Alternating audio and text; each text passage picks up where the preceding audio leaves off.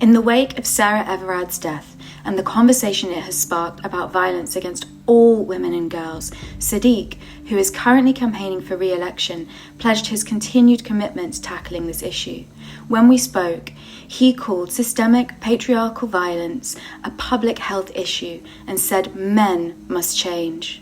However, it's worth noting that in London, during Sadiq's time as mayor, the number of reported rapes has risen, but only 1 in 20 cases leads to a police charge. Similarly, there has been a 42% drop in the number of prosecutions for domestic violence in the capital, according to recent figures from the Crown Prosecution Service. So it's clear that existing measures and investment from the Mayor's office has not touched the sides, and that more needs to be done to keep women and girls safe in London. Hi, I'm Vicky Spratt from Refinery29. I recently spoke to Labour's candidate for Mayor of London, Sadiq Khan, to ask him about his plan to make women and girls feel safer in the capital. As part of his campaign for re-election, Sadiq told me that during the pandemic, he has invested £1.5 million to provide safe spaces for the victims and survivors of domestic abuse, and said that these problems were down to the unacceptable attitudes and behaviours of men. When I'm on my own or I'm with one other friend and it's dark and it's not very well lit, there isn't anyone about, or there's, for example, a group of boys walking or a man walking near me, I think sometimes I do feel on edge and ultimately therefore feel unsafe.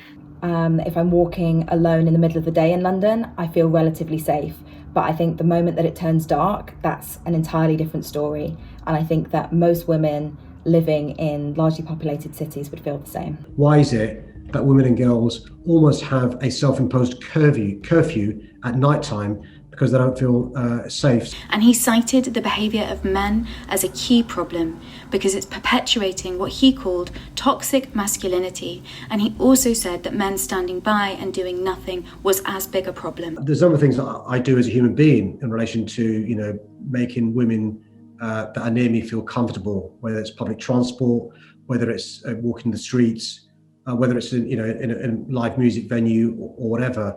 But the reality is, I think men simply must examine our behaviour, even though we're not breaking the law, what we can do to make women feel more comfortable. But also there is a need for change in the law when it comes to, for example, sexual harassment in the public place. So it starts from behaviour, attitudes, leading up to, sexist behaviour. It could be harassment, intimidation, threats, violence. I think that there needs to be a focus on infrastructure and mechanisms in place, for example, better lighting or more well-lit streets so that, I don't feel on edge or feel more unsafe because, I can't see or it's dark and I don't really know what's around the corner.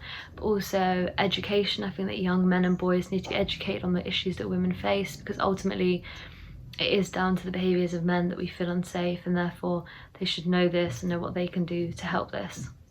I think when we talk about improving women's safety, we need to talk about implementing preventative measures. And I think that starts in schools.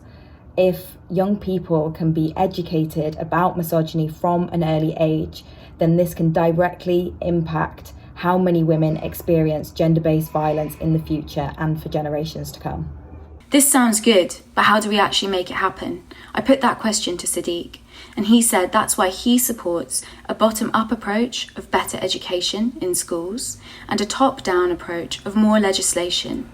And I think we should be looking at the education in schools, from relationship education, from sex education, from the attitudes and behaviour of boys and men, which may be short of criminality, but leads to women feeling unsafe. Again, this all sounds really good, but the Mayor of London is a role in which you cannot submit draft legislation to Parliament, like you can if you're an MP. So I asked Sadiq, if he were to be re-elected, how he would go about making sure these national changes, which would also benefit London, are brought into practice.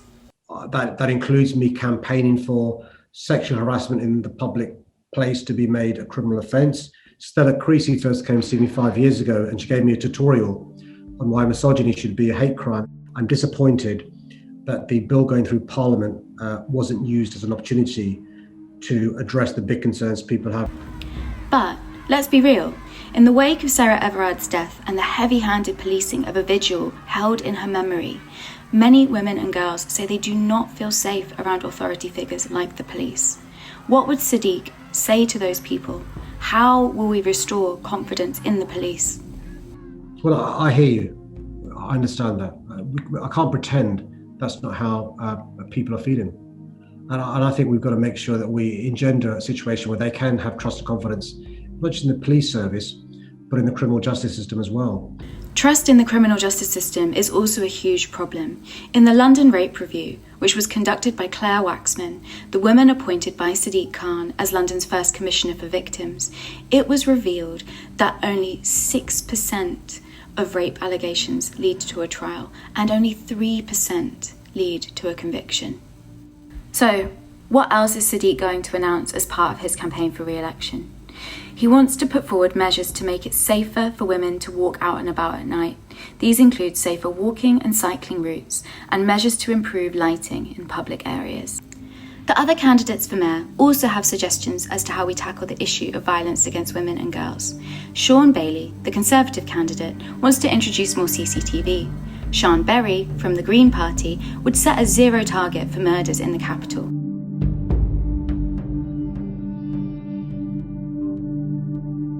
Louisa Porritt, from the Lib Dems, says education is key.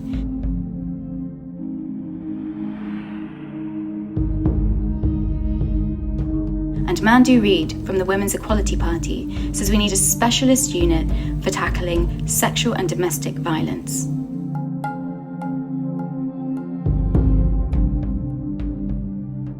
The one thing I would say is just listen to women, listen to our experiences, and help us find solutions that won't make us feel unsafe, because it's been far too long for us to feel like this.